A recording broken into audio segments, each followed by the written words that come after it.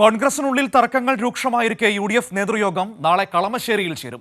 കോൺഗ്രസ് നേതാക്കൾ തമ്മിലുള്ള തർക്കങ്ങൾ UDFനെ ദുർബലപ്പെടുത്തുന്നു എന്ന പരാതി മുസ്ലിം ലീഗ് ഉൾപ്പെടെയുള്ള ഘടകകക്ഷി നേതാക്കൾക്കുണ്ട്. വിഷയം മുന്നണി യോഗത്തിൽ ഉന്നയിക്കാനാണ് ഘടകകക്ഷി നേതാക്കളുടെ തീരുമാനം.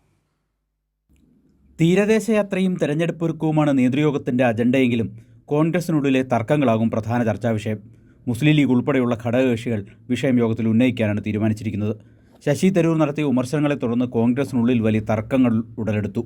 എന്നാൽ ഉള്ളിലെ തർക്കങ്ങൾ പരിഹരിക്കാൻ പാർട്ടി നേതൃത്വം ഒരു നടപടിയും സ്വീകരിച്ചില്ലെന്ന് ഘടകകക്ഷികൾക്ക് പരാതിയുണ്ട്. ചില നേതാക്കൾ പ്രസ്താവനകളിലൂടെ എരുതിയിൽ എണ്ണയൊഴിക്കുന്ന സമീപനം സ്വീകരിക്കുകയും ചെയ്തു.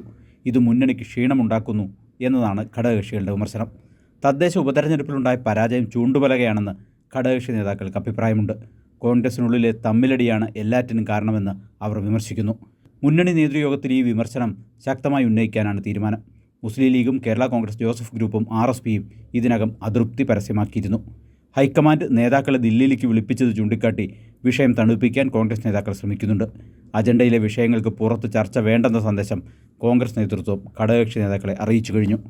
ചില ഘടകകക്ഷി നേതാക്കൾക്ക് തരൂരിനോടുള്ള മൃദു സമീപനത്തിൽ പ്രതിപക്ഷ നേതാവിനും കൂട്ടർക്കും അതൃപ്തിയുമുണ്ട്. കോൺഗ്രസിൻ്റെ ആഭ്യന്തര കാര്യങ്ങളിൽ മുന്നണിയിലെ മറ്റു പാർട്ടികൾ ഇടപെടേണ്ടതില്ല എന്നാണ് കോൺഗ്രസ് നേതൃത്വത്തിൻ്റെയും വിശേഷിച്ച് പ്രതിപക്ഷ നേതാവ് VD സതീശൻ്റെയും നിലപാട്. മുസ്ലിം ലീഗ് നേതൃത്വം ഇതിന് എത്രമാത്രം വഴങ്ങുന്നു എന്നാണ് ഇനി അറിയേണ്ടത്. വഴങ്ങിയില്ലെങ്കിൽ UDF നേതൃയോഗം തർക്കത്തിനുള്ള വേദിയായി മാറും.